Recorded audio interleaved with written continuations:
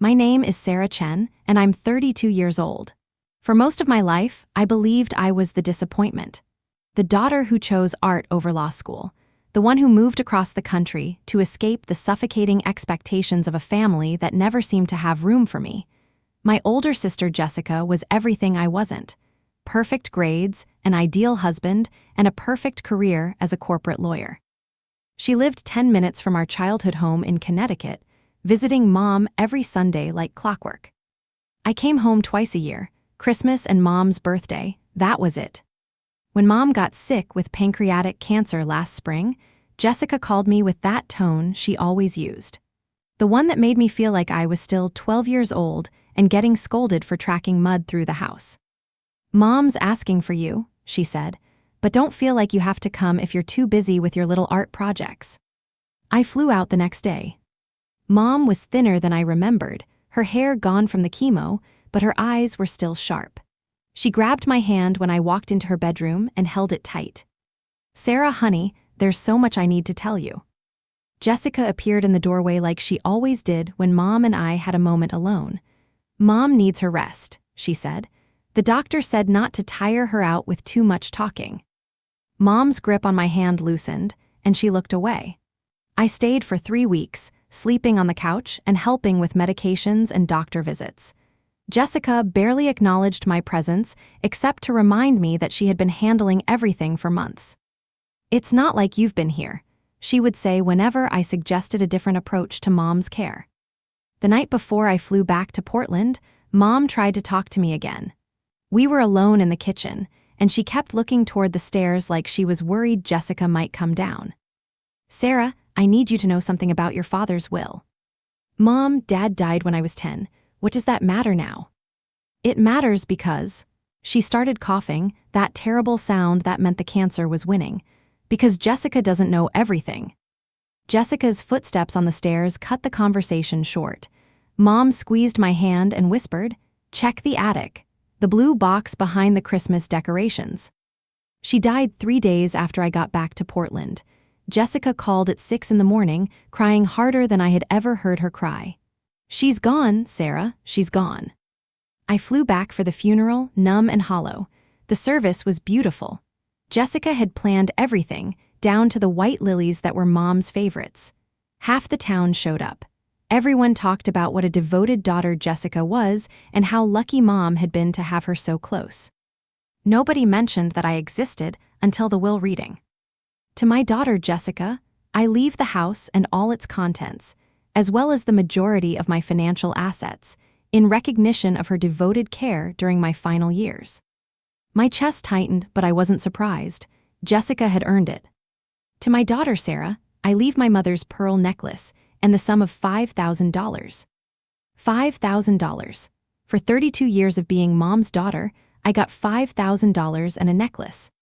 Jessica reached over and patted my hand. "Mom knew you'd understand. You have your own life in Oregon."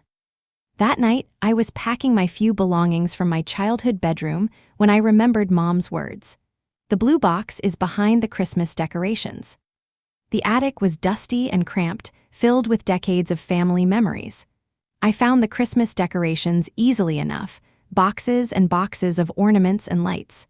Behind them, pushed into a corner like someone wanted it forgotten, was a small blue metal box. Inside were letters, dozens of them tied with ribbon. The return address made my hands shake: Chen and Associates, Estate Planning. The first letter was dated 3 months after Dad's death. It was addressed to Mom, but the subject line made my blood run cold. About the Michael Chen Trust Fund for Sarah Chen. I sat on the attic floor and read every single letter by flashlight. My father hadn't left me anything when he died. He had set up a trust fund worth over $400,000, money that was supposed to come to me when I turned 25. Money that had been earning interest for over 20 years. Money that Jessica, as the executor of Dad's estate, had been managing since Mom got too sick to handle the paperwork. Money that had mysteriously vanished from all official records 3 months ago. I kept reading. There were letters from the bank, letters from financial advisors, and one letter that made my stomach drop to the floor. It was from Jessica's law firm to Mom, dated 6 months ago. Mrs. Chen, as we discussed, the transfer of assets from the Michael Chen Trust has been completed as requested.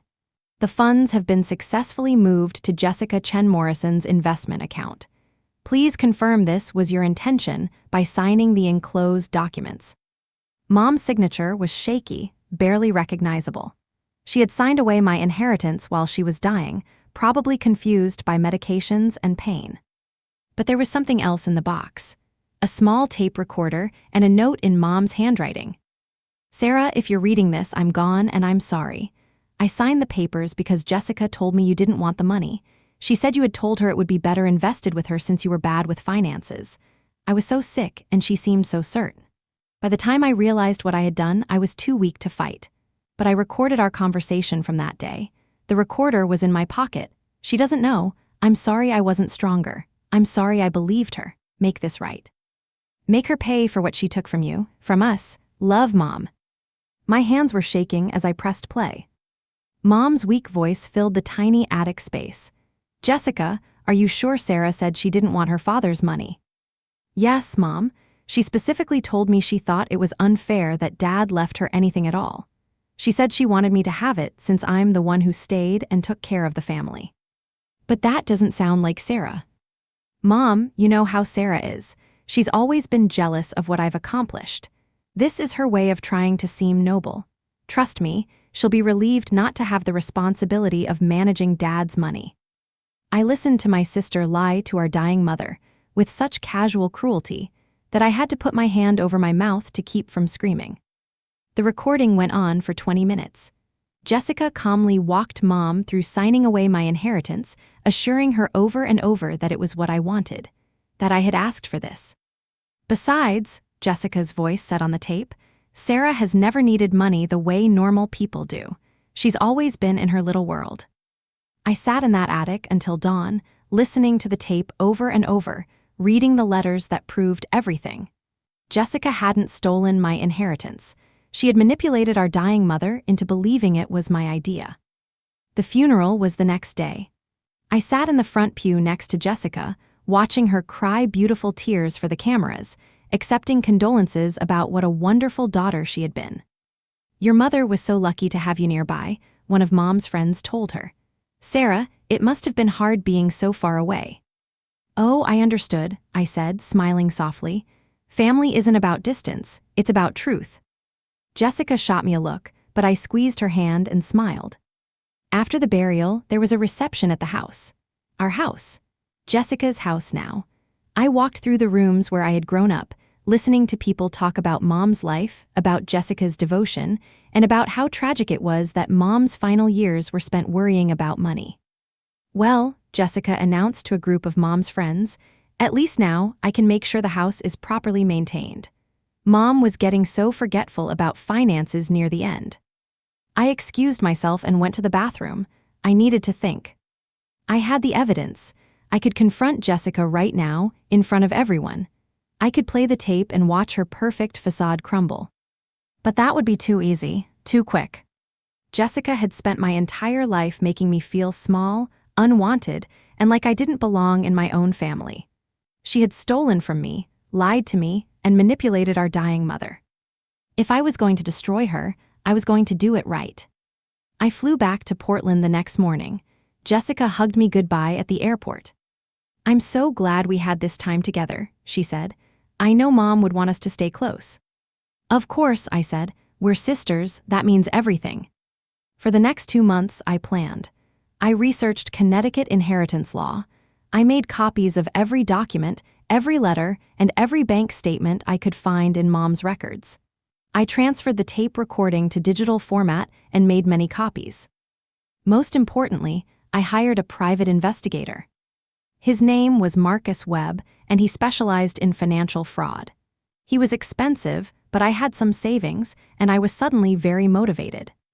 What you have here is pretty clear-cut, he told me during our first meeting. Your sister committed elder fraud and theft. The question is, what do you want to do about it? I want to know everything, I said. Every lie she's told, every corner she's cut, every person she's hurt. I want to know who Jessica is. It took Marcus 6 weeks to compile his report.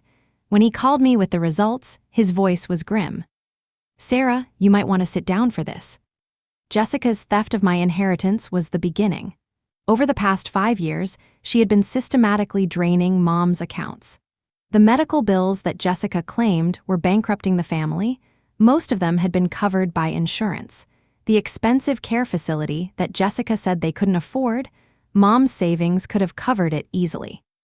Instead, Jessica had been moving Mom's money into investment accounts under her name.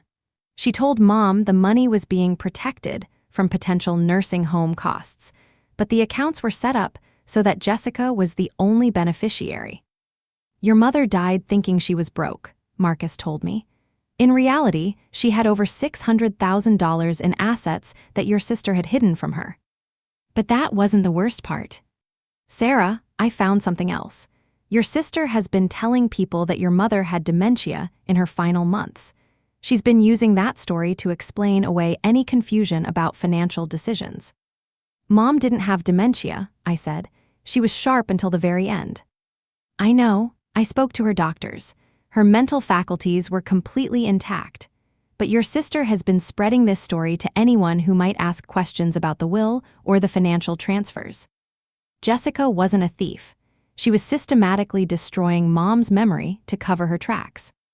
I thanked Marcus and hung up the phone. Then I sat in my small apartment in Portland and cried for my mother, who had died believing she was a burden, believing she had nothing left to give her daughters.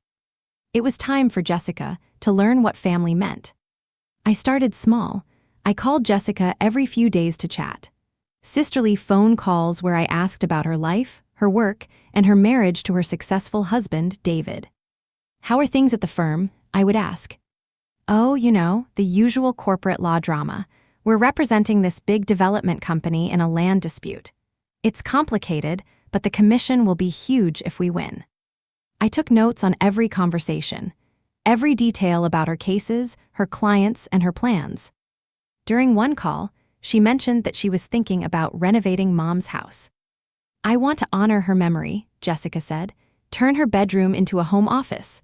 I've been working so much lately." "That sounds lovely," I said. "I'm sure Mom would want the house to be useful."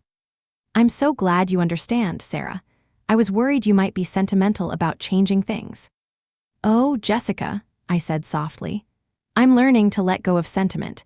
It's amazing how clear everything becomes when you stop living in the past." 3 months after Mom's funeral, I quit my job in Portland. I told my boss I needed to move back east to be closer to family. Everyone understood. "Death changes people," they said. "It makes you realize what's important." I didn't tell Jessica I was moving back. Instead, I rented a small apartment 20 minutes from our hometown and started rebuilding my life in Connecticut. The first person I went to see was Mrs. Patterson, Mom's next-door neighbor for 30 years. She was in her 70s, sharp as a tack, and she had always liked me better than Jessica. "Sarah, what a lovely surprise. I didn't know you were in town." "I moved back," I said. "I realized I needed to be closer to home after losing Mom." Mrs. Patterson invited me in for tea, and we talked about Mom for an hour. She told me stories I had never heard, about how proud Mom was of my art and how she used to show my paintings to anyone who would look. "Your mother used to worry that you felt overlooked," Mrs. Patterson said. "She knew Jessica demanded a lot of attention." "Did Mom seem confused to you in her final months?" I asked carefully. Mrs. Patterson looked surprised. "Confused? Not at all. She was sharp right until the end. Why do you ask?" "Oh, Jessica mentioned that Mom seemed forgetful about financial things. I was wondering."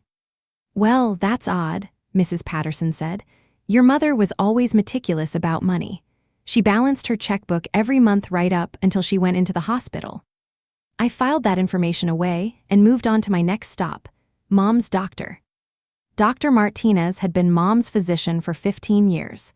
He was happy to meet with me, though he was careful about patient confidentiality. "I can tell you that your mother was mentally sharp throughout her illness," he said. "Cancer affects the body, not the mind. She was making her own medical decisions right up until the very end." "Did anyone ever suggest she might have dementia or memory issues?" "Not who told you that." I left his office with another piece of the puzzle. Jessica's story about mom being confused was a complete lie, and I now had medical confirmation. Over the next few weeks, I quietly reached out to everyone who had been part of mom's final months: her neighbors, her doctors, and the nurses from the hospice service. The picture that emerged was clear. Mom had been mentally sharp, financially aware, and increasingly worried about Jessica's control over her affairs. She asked me once if I thought Jessica was being honest with her about money. One of the hospice nurses told me. I didn't know what to say. It's not our place to get involved in family financial matters. Did she seem concerned? Very. She said she felt like Jessica was rushing her into decisions she didn't understand. I was building a case, but I needed more. I needed to understand Jessica's vulnerabilities, the places where she was exposed. That's when I hired a second private investigator. This one specialized in corporate fraud. I want to know everything about my sister's law firm, I told him. Every client, every case, every potential conflict of interest. That's going to take some time, he warned me. I have time, I said. I have nothing but time. While I waited for the investigation results, I started attending local events where I might run into Jessica. Charity fundraisers, town council meetings, and the kind of community activities where successful lawyers showed up to network. I had changed since Mom's death. Grief had made me thinner, sharper. I dressed differently now, more carefully. I looked like someone who belonged in Jessica's world. The first time she saw me at a fundraiser for the local hospital, her face went white. "Sarah, what are you doing here?" "I moved back," I said simply. "I realized that family is all we have." She recovered quickly, the way she always did. "That's wonderful, but you should have told me. I could have helped you find a place to stay." "Oh, I didn't want to impose. I know how busy you are with work and taking care of Mom's estate." "It's not an imposition," she said, but her smile was tight. "We're family." I started showing up everywhere Jessica went. Not obviously, not in a way that would seem strange to outside observers. But I was there, at the country club, at the wine bar where she met clients, and at the expensive restaurant where she had lunch meetings. I was watching, learning, waiting. The breakthrough came 4 months after I moved back. My corporate investigator called with news that made my hands shake. "Sarah, I found something big. Your sister's law firm is representing Eastbrook Development in a major land acquisition case. They're trying to buy up a bunch of properties along the waterfront to build luxury condos."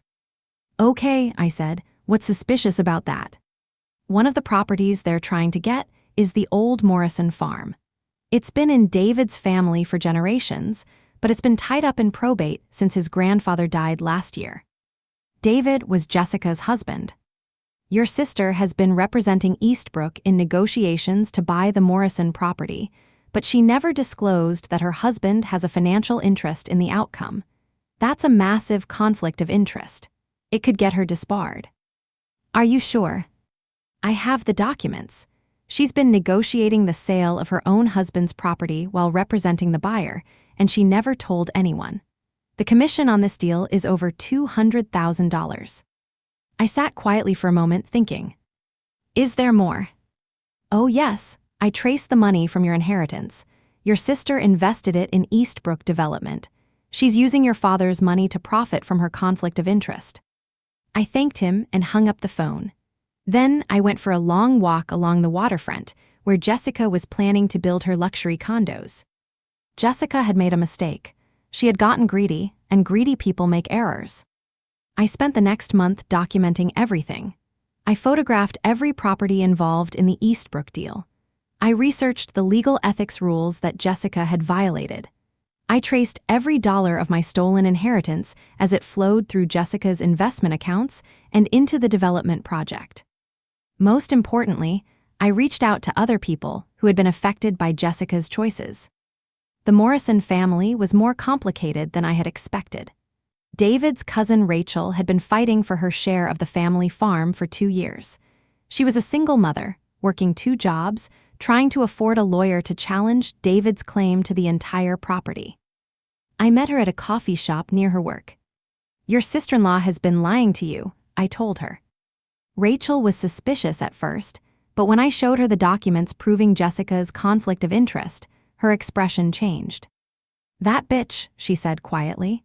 "She's been stringing me along for months, telling me the legal issues were too complicated to resolve quickly. She said I should accept David's offer and move on."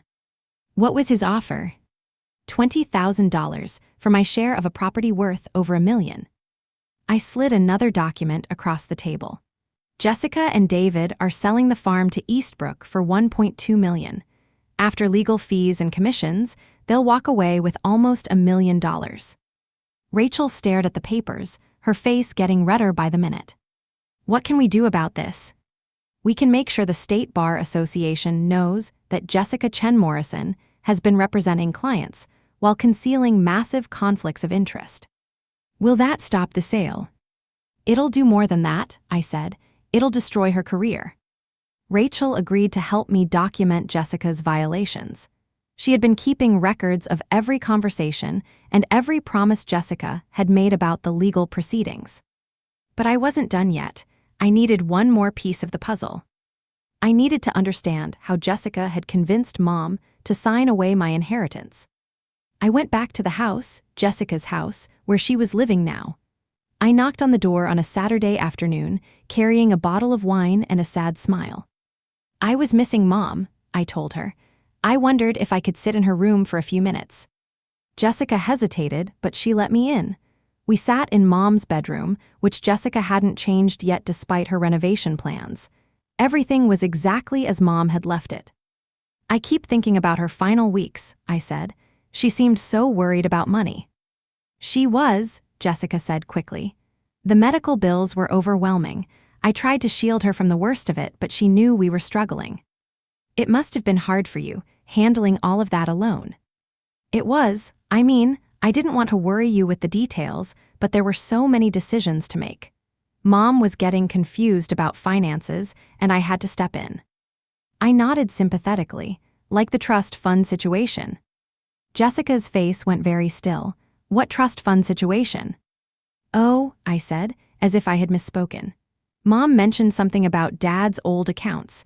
I thought there had been some complicated legal issues to resolve." "There was nothing complicated," Jessica said, but her voice was too quick, too sharp. "Dad's estate was settled years ago." "Of course," I said. "I must have misunderstood. Mom was probably confused." Jessica relaxed slightly. She was confused about a lot of things near the end. It was sad to watch. I sat in Mom's bedroom, next to the sister who had stolen my inheritance and lied about our mother's mental state, and I smiled. "You did such a good job taking care of everything, Jessica. Mom was lucky to have you." "I did what anyone would do," she said. That night, I went home to my small apartment and made a list. Everything Jessica had taken from me, every lie she had told, every person she had hurt. The list was longer than I had expected. It was time to make her pay for all of it. I started with the State Bar Association. I filed a formal complaint against Jessica Chen Morrison, alleging many violations of professional conduct rules. I included documentation of her undisclosed conflicts of interest, her misrepresentation of client interests, and her use of client confidentiality to conceal unethical behavior. The complaint was 20 pages long and included over 100 supporting documents. Then I contacted the Connecticut Department of Consumer Protection to report Jessica's elder fraud. I provided them with copies of all the financial transfers, the recorded conversation where Jessica lied to Mom, and testimony from witnesses who could confirm Mom's mental competency. I filed a civil lawsuit seeking the return of my stolen inheritance, plus interest, plus damages for emotional distress. But those were just the legal moves. I had something better planned. Jessica's law firm was hosting their annual charity gala in 2 weeks. It was the social event of the year for Connecticut's legal community. Judges, prosecutors, state legislators, and reporters would all be there. I bought a ticket. I also sent anonymous copies of Jessica's financial records to 3 different reporters who covered legal affairs in Connecticut. I included a note explaining that the documents revealed significant ethical violations by a prominent local attorney, and I suggested they might want to investigate further. The night of the gala, I wore Mom's pearl necklace and a black dress that made me look elegant and dangerous. I arrived early and positioned myself near the bar where Jessica would inevitably end up. She saw me from across the room and froze. I raised my glass of wine and smiled. She made her way over to me, her face carefully composed. "Sarah, I didn't know you were coming to this." "I wanted to support the local legal community," I said. "It's so important to recognize lawyers who uphold the highest ethical standards." Jessica's smile flickered. "Right, well, it's good to see you." The evening progressed normally for about an hour. Jessica worked the room, talking to judges and potential clients, playing the part of the successful attorney. I watched from various corners of the room, nursing my wine and waiting. At exactly 8 o'clock, the first reporter approached Jessica. I couldn't hear their conversation, but I could see Jessica's face getting paler by the minute. 20 minutes later, the second reporter found her. This time, I was close enough to hear fragments of the conversation. Conflict of interest in the Eastbrook case. Allegations of elder fraud. State bar investigation. Jessica excused herself from the conversation and headed for the bathroom. I followed her. She was standing at the sink, gripping the marble counter and staring at her reflection. "Hello, Jessica." She spun around. This is you, isn't it?" "I don't know what you mean." "The reporters, the questions are about my cases, you're behind this." I leaned against the bathroom door, blocking her exit. "You stole from me," I said quietly. "You lied to our dying mother. You made her think she was a burden while you were stealing her money." "I didn't steal anything. Mom wanted me to handle her finances." "I have the recording, Jessica. I have Mom's voice on tape, asking if you were sure I didn't want Dad's money. I have your voice lying to her, telling her I said I didn't deserve it." Jessica's face went white. "That's impossible. There was no recording." I pulled out my phone and played a few seconds of the tape. Mom's weak voice filled the bathroom, but that doesn't sound like Sarah. "Mom left me everything I needed to destroy you," I said. "The only question now is how much of your life you're going to lose." Jessica was crying now, her perfect makeup running down her cheeks. "Sarah, please, we can work this out. I can give you back the money." "It's too late for that. The state bar has already opened an investigation. The Consumer Protection Department is building a fraud case. And those reporters out there, they're going to make sure everyone in Connecticut knows exactly what kind of lawyer you are." "I'm your sister," she whispered. "No," I said. "You stopped being my sister the day you decided I didn't deserve a place in this family. You made me invisible, Jessica. Now I'm going to return the favor." I left her in the bathroom and walked back to the party. By the time she emerged, red-eyed and shaking, half the room was talking about the serious allegations against one of the firm's partners. The story broke in the Connecticut Law Tribune 3 days later. Prominent attorney faces ethics charges in family trust fraud case. The reporter had done excellent work, detailing not Jessica's theft of my inheritance, but also her conflicts of interest in the Eastbrook development deal. The state bar moved quickly. Jessica was suspended from practicing law pending a full investigation. Her firm, concerned about its reputation, asked her to take an indefinite leave of absence. The district attorney's office opened a criminal investigation into her elder fraud activities. But the social consequences were even more devastating. Jessica's entire identity was built on being the successful lawyer, the devoted daughter, and the perfect family woman. When that image crumbled, it took everything else with it. David filed for divorce within a month. The stress of the scandal, combined with the revelation that Jessica had been using her position to benefit their finances, was too much for their marriage to survive. Jessica had to sell Mom's house to pay for legal fees. The same house she had been so eager to renovate, the house that represented her victory over me, was gone. She moved into a small apartment across town. I heard she was working as a paralegal for a personal injury lawyer, the kind of job she used to look down on. 6 months after the gala, I ran into her at the grocery store. She looked older and thinner, like someone who wasn't sleeping well. "Sarah," she said quietly. "Jessica." We stood in the cereal aisle, two sisters who had destroyed each other. "I'm sorry," she said finally. "About the money, about Mom, about all of it." I looked at her for a long moment. The sister who had made me feel small my entire life, who had stolen my inheritance and lied about our mother's mental state, who had built her success on making me invisible. "I know you are," I said, "but sorry doesn't bring Mom back. Sorry doesn't give me back the years I spent thinking she didn't love me enough to leave me anything meaningful." "What do you want from me?" Jessica asked. "Nothing," I said. "I don't want anything from you anymore. You've already given me everything I needed." "What's that supposed to mean?" "You taught me that family isn't about blood, it's about truth. And the truth is, you were never really my sister. You were someone who happened to grow up in the same house." I walked away from her then, leaving her standing alone in the grocery store aisle. The legal proceedings took another year to resolve. Jessica pleaded guilty to elder fraud and was sentenced to 2 years probation and full restitution. The state bar formally disbarred her. She would never practice law again. I got my inheritance back, plus interest, plus damages. It was more money than I had ever imagined having. But the money wasn't the point.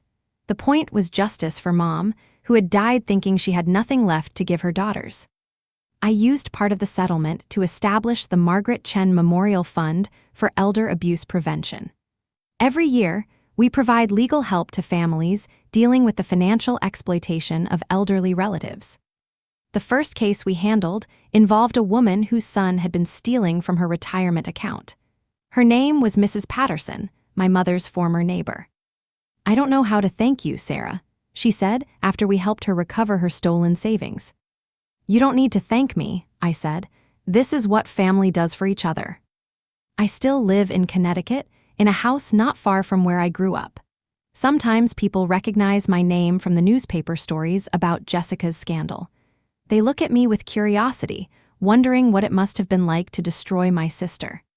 What they don't understand is that I didn't destroy Jessica. I simply revealed who she had always been. Jessica destroyed herself the day she decided that love could be measured in dollars, that family was a competition she had to win, and that I was someone who didn't deserve a place at the table.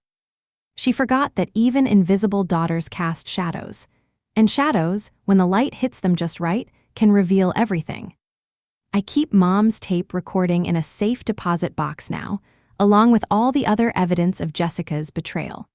Sometimes I wonder if I should have confronted her differently, if there was a way to resolve things that wouldn't have destroyed her entire life. But then I remember Mom's voice on that recording, confused and trusting, signing away my inheritance because Jessica told her it was what I wanted. I remember how Jessica cried at Mom's funeral while knowing she had stolen her savings. I remember every time Jessica made me feel like I didn't belong in my own family. And I know I did exactly what needed to be done. People ask me sometimes if I feel guilty about what happened to Jessica. The answer is no. Guilt is for people who hurt the innocent. Jessica wasn't innocent. She was a predator who fed on the people who loved her most. She stole from our dying mother and lied about her mental state to cover her tracks. She built her success on making me invisible and convinced herself that she deserved everything she took.